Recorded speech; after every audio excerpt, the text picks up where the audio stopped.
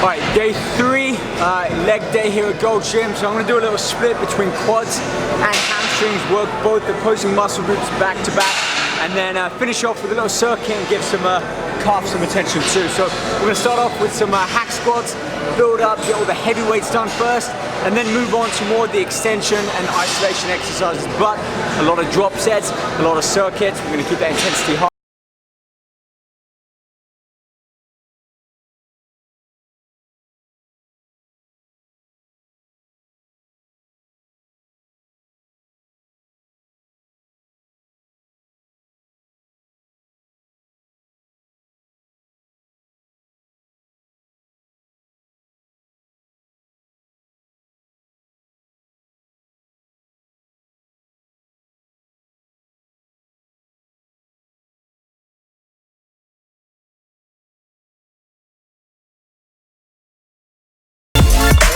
That's one way to get the blood rushing into the legs.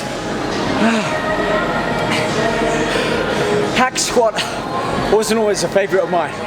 I used to stick to, the basics, leg extension, squats, more machine-based stuff. The thing I love about the hack squat, especially for warm-up, is it allows me to get a lot of weight on the machine, on my legs, but because of the angle, I'm not putting all of that tension, that stress on the knees. So even though I'm going deep, I'm just not taking my butt down to the floor because I don't need to.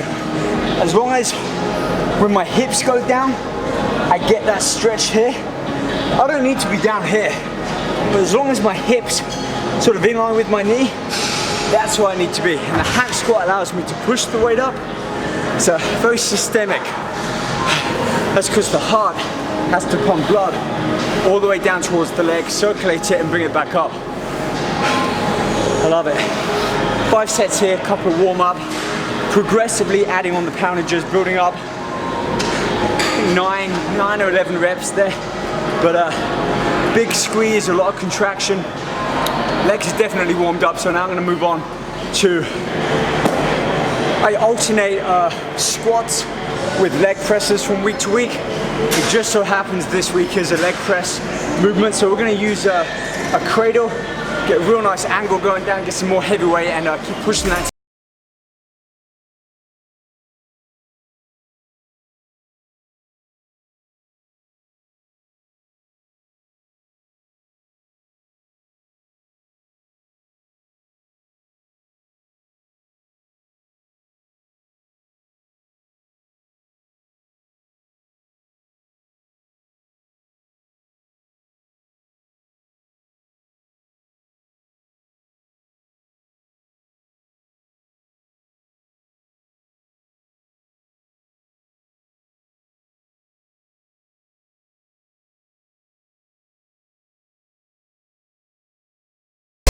Today's one of those days I'm just feeling good. So I'm gonna load on more weight. Not on this one because I've hit my threshold, but I'm gonna stick with a lot of the basics today. The fundamentals, the ones where all of my limbs are properly aligned and I can manage the most weight. So hack squats, leg presses. I'm gonna move on to a lying hamstring curl, leg extensions, and then I can isolate 1 or 2 with some individual leg work. But if I'm lifting this kind of weight, I'm getting a solid 5, 6, 7 reps in. I'm gonna keep pushing with that. Not every day, but on the days that I do, that's where I push it up, and that's what we're gonna do today. So let's get the weights off and move on to the hamstring curl.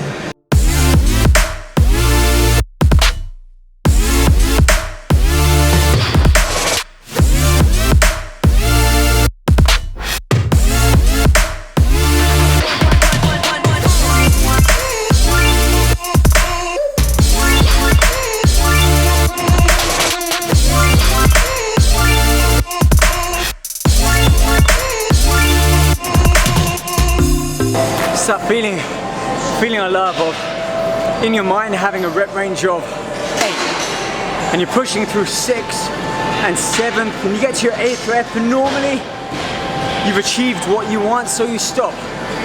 But it's these good days where you get to 7, you're at 8, and you go, I've got 2 more left in. You get to 9, you get to 10, you go, let's do 1 more. Suddenly you're up to 11. And it's the same weight that I've done before when I'm repping out at 8. Now what does that tell you? Physiologically, I'm able to supersede that 8th or 9th rep. It's here that we're limiting ourselves from really being able to further reach your potential. So as hard as it is, on those good days, don't let the reps bother you. Obviously get more than 4 or 5 reps, but if you're pushing 7th, 8th, 9th rep, just keep going. Push it to the limit. Let your body tell you, both through the movement and just that muscle connection, that you've reached your limit. And if you truly can't push past that, you've reached the top. It's time to move on. Speaking of which, we're going to carry this mentality over to the leg extension and just get the full stack moving.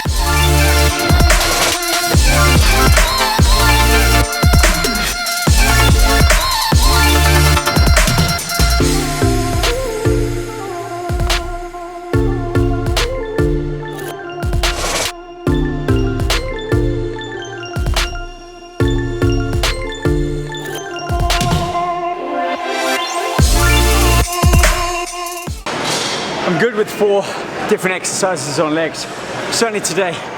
Some days I'll do a lot more variation, 6 or even 7 different exercises for legs. And that's okay. I have a good workout, I get a good pump, a lot of different angles and variations. This workout is more back to basics, sticking with the main compound, cornerstone type exercises for legs, and I'm getting a really good pump. Considering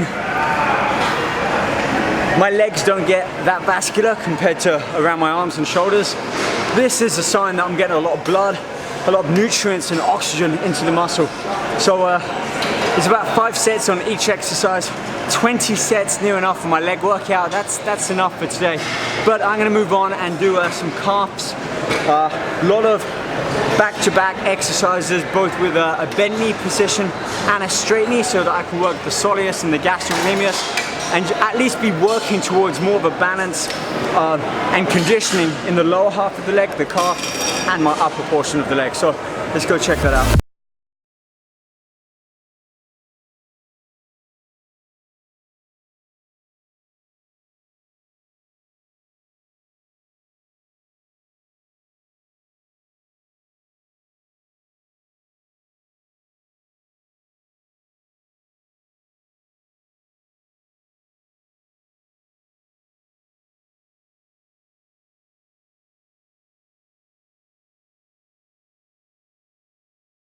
I look at calves in a similar way to forearms.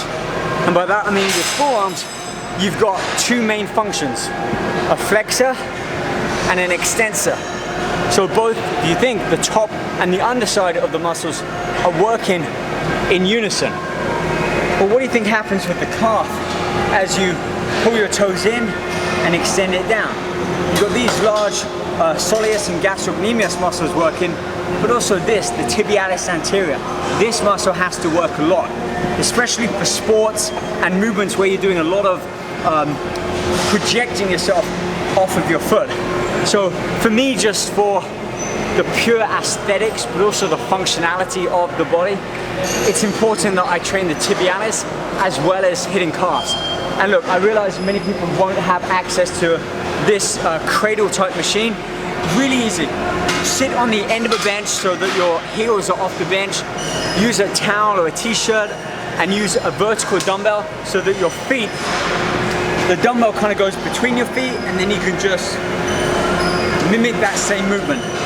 It's just as effective to work the tibialis, and it's imperative, in my opinion, that you're working the tibialis anterior along with the calves, especially after a leg workout, when you've got all of the blood pulled in the lower half of the body. There's no point really going to train calves after a shoulder workout or a big back workout when you've got all of the blood and the nutrients in the upper region, and then you're going to go heavy on the calves. Utilize those muscles within the larger muscle groups on days that we train them. So 3 or 4 supersets here. I'm going to finish off the calves and the leg workout in general with now some standing calf raises, and also integrate in some single leg calf raises with a slight bend in the knee. You'll see what I mean.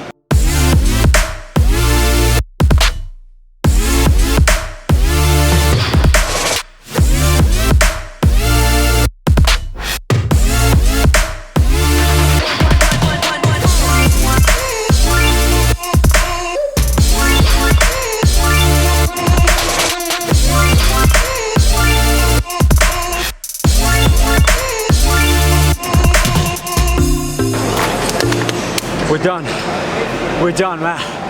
That workout was intense, it was short, and I just felt like I was on a mission to just get that work done on that one exercise and move on.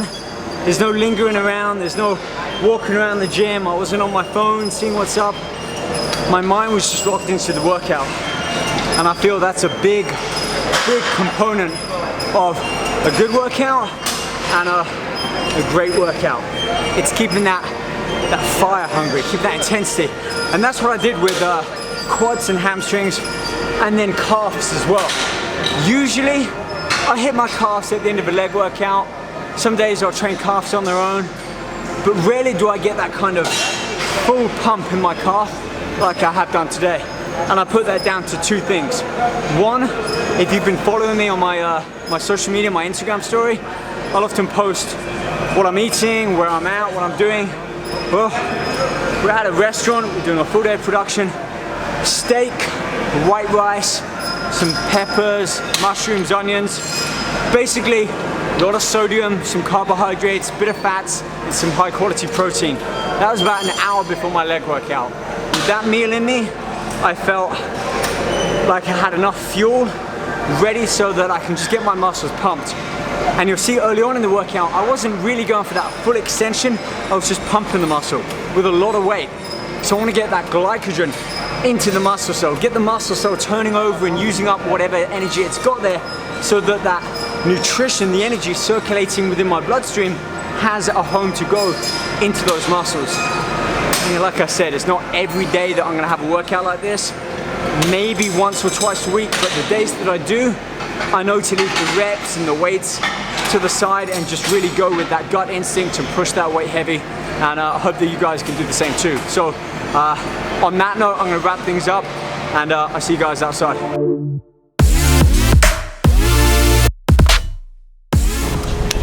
Wow, what a leg workout.